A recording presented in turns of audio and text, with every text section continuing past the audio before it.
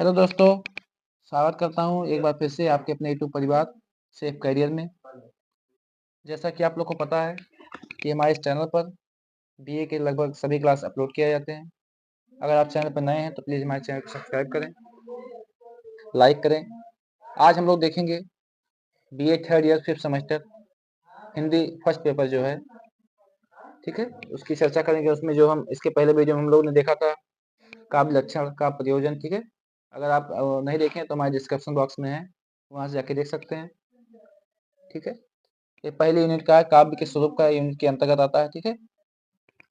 तो चलिए हम लोग शुरू करते हैं आज की वीडियो। व्यंजना शब्द शक्ति, ठीक है। यहाँ पे थोड़ा सा मिस प्रिंटिंग हो गया है, ठीक है। जो जो आधी की मात्रा रहती है इस पे एक लाइनिंग हो जाती है, इस पे हम आपको पढ़ा रहे हैं, इस पे प्रॉब्लम थोड़ी सी आ जाती है। जो आधा रहता है उस पे एक बीच में लाइनिंग खींच देता है, ठीक। तो इसके लिए क्षमा चाहता हूँ, ठीक है। चलिए स्टार्ट करते हैं व्यंजना शब्द शक्ति, ठीक है। बहुत लंबी वीडियो नहीं होने वाली है, ज़्यादा से ज़्यादा 5 से 7 मिनट की वीडियो में हम इसको खत्म कर देंगे, ठीक है। ठीक है, व्यंजना शब्द शक्ति का पहले देखेंगे परिभाषा तथा स्वरूप, ठीक है। इसकी परिभाषा तथा स्वरूप देखेंगे हम, ठीक है। वाच्यार्थ वाच्यार्थ अथवा लक्ष्यार्थ के द्वारा किसी वाक्य के अर्थ का बोध न होने पर जिस शक्ति से विलक्षण अर्थ का बोध होता है उसे व्यंजना कहते हैं, ठीक है। वह शब्द त्रयंजक कहलाते हैं जिनका जिसका अर्थबोध व्यंजना शक्ति के द्वारा है, और व्यंजना के द्वारा जो अर्थबोध होता है उसे व्यांजना कहते हैं, ठीक है। ठीक, व्यंजक के कितने भेद होते हैं, ठीक है। अगर मान लीजिए क्वेश्चन आ गया कि व्यंजना शब्द शक्ति, हो सकता है 3 नंबर में आए। अगर शॉर्ट में पूछेगा 100 शब्दों में तो ये 3 नंबर में आएगा। लेकिन अगर यही क्वेश्चन आपसे पूछ ले कि लॉन्ग में पूछ ले 800 शब्दों में, 15-15 नंबर का आता है क्वेश्चन, ठीक है। अगर हो सकता है आपके पेपर में आ जाए तो आपके 15 नंबर फिक्स हो सकते हैं, ठीक है। ठीक, व्यंजक के भेद। तो व्यंजक के कितने भेद होते हैं? व्यंजक के 2 भेद होते हैं, ठीक है। प्रमुख रूप से कितने होते हैं? 2 भेद होते हैं। कौन कौन से हैं? एक है शाब्दी व्यंजना और दूसरा है आर्थी व्यंजना, ठीक है। हम लोग इस पे भी चर्चा करेंगे। आपका अगर 3 नंबर में ही आ रहा है तो आप यही ऊपर लिख के, इतना लिख के इसके आप प्रकार लिख देंगे, भेद लिख देंगे, तो भी आपका काम ठीक रहेगा, ठीक है। अगर आपका ये बड़े में आता है तो आप ये पूरा लिखिए, ठीक। तो सबसे पहले हम चर्चा करेंगे शाब्दी व्यंजना पर, ठीक है। जब किसी शब्द विशेष के प्रयोग पर व्यंग निर्भर रहता है, जब मान लीजिए कोई शब्द कुछ है, उसमें कोई व्यंग है, तो क्या है वो? शाब्दी व्यंजना होती है, ठीक है। तब वहाँ क्या होती है? शाब्दी व्यंजना होती है।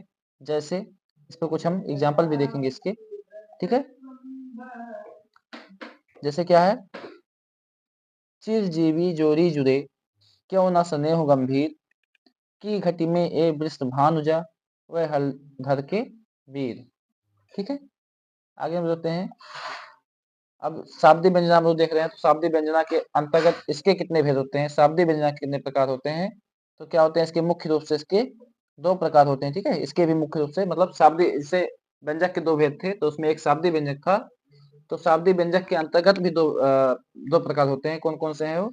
एक है अभिधा मूला, दूसरा लक्षण मूला, ठीक है। तो इस पे भी हम थोड़ा सा और चर्चा 2 लाइन में देख लेंगे, ठीक है। सबसे पहले क्या है? अभिधा मूला। अभिधा मूला में क्या है? संयोग आदि के द्वारा अनेकार्थ शब्द, संयोग किसी शब्द का संयोग हो, ठीक है। अनेकार्थ शब्द मतलब कई सारे शब्द के प्राकृतो उपयोगी एकार्थ के नियंत्रित हो जाने पर जिस शक्ति के द्वारा अन्यार्थ का ज्ञान होता है वह अधिमूला शब्द शाब्दी व्यंजन कहलाता है, ठीक है। ठीक, आगे हम देखेंगे इसका दूसरा दूसरा प्रकार क्या है? लक्षणामूला, ठीक है।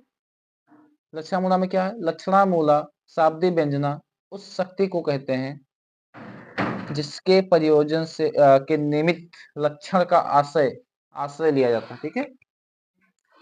ये होता है लक्षणामूला, ठीक है। अब हम आगे देखेंगे व्यंजक के दूसरे प्रकार जो था आर्थी व्यंजन, ठीक है। शाब्दिक व्यंजन हम लोगों ने देखा। अब हम लोग देखेंगे आर्थी व्यंजन, ठीक है। आर्थी व्यंजन का क्या है? जहां व्यंजना अर्थ पर निर्भर हो और किसी शब्द विशेष पर ना हो तो वह आर्थी व्यंजना कहलाती है। कहने का मतलब है कि जब कहाँ कोई व्यंजन जैसे क्या हो अर्थ पर निर्भर ना हो, मतलब ठीक है, इस पे लिखा है देखिए यहाँ व्यंजना अर्थ पर निर्भर हो, सॉरी ठीक, अर्थ पर निर्भर हो और किसी शब्द विशेष पर ना हो, ठीक है, अर्थ पर निर्भर हो लेकिन किसी शब्द पर विशेष पर ना निर्भर हो, तो वहाँ क्या हो जाता है, अर्थी व्यंजना हो जाता है, ठीक है। जैसे नंद ब्रज लीजे डोंकी बजाए, डोंकी बजाए, ठीक है, नंद ब्रज लीजे डोंकी बजाए, ठीक है। अब इसके हम देखेंगे इसके भी कितने भेद होते हैं, जैसे हम लोगों ने शाब्दिक व्यंजना का देखा था, अब हम आर्थिक व्यंजन देखेंगे कितने भेद होते हैं। तो आर्थिक व्यंजना के भेद, ठीक है, इसके क्या है, वक्ता, श्रोता, वाह, प्राकरण, ठीक है, वाह प्राकरण, देश काल, ठीक है, देश काल का कुचेष्टा आदि के विशेषताओं के कारण व्यंग्यार्थ की प्रतीति कराने वाली शक्ति को आर्थिक व्यंजना कहा जाता है, ठीक है। इसके मुख्य 10 भेद होते हैं, ठीक है, इसके मुख्य रूप से कितने भेद होते हैं, 10 भेद होते हैं, ठीक है। विश्वनाथ ने आनंदवर्धन, कुंतक और मम्मट जैसे प्रख्यात आचार्यों के काव्य लक्षणों का खंडन कर एक महान उत्तरदायित्व अपने ऊपर ले लिया, ठीक है। वाक्य रसात्मक काव्यम में अपने उत्तरदायित्व को निभाने का पूर्ण प्रयत्न किया इन्होंने, ठीक है। विश्वनाथ जी ने क्या किया, आनंदवर्धन तथा विश्वनाथ जी ने क्या किया, आनंदवर्धन, कुंतक और मम्मट जैसे प्रख्यात आचार्यों के काव्यों के लक्षण मतलब खंडन किया प्रकार से, और इसका उत्तरदायी अपने ऊपर ले लिया। उन्होंने कहा वाक्यम रसात्मक काव्यम में उन्होंने कहा कि अपने उत्तरदायी को निभाने का पूर्ण प्रयत्न किया, ठीक है। इसमें वाक्यम रसात्मक काव्यम में उन्होंने रस को ही काव्य की आत्मा मानकर भरत मुनि से अपने समय तक चले आ रहे रस के प्रति समादर भाव को काव्य लक्षण में स्थान देकर काव्य शास्त्रियों को मर्म को छू सा लिया, ठीक है। ठीक, आशा करते हैं आपको समझ में आया होगा। आज की हमारी वीडियो यहीं तक, ठीक है। मिलते हैं अगले वीडियो में। अगर आप हमारे चैनल पर नए थे तो प्लीज़ हमारे चैनल को सब्सक्राइब करें तथा लाइक करें, और अगर आपको इसमें कुछ ना समझ में आया तो आप कमेंट करें ताकि हम अपने अगली वीडियो में उसको सुधार कर सकें, ठीक है। मिलते हैं अगली वीडियो में, तब तक के लिए जय हिंद।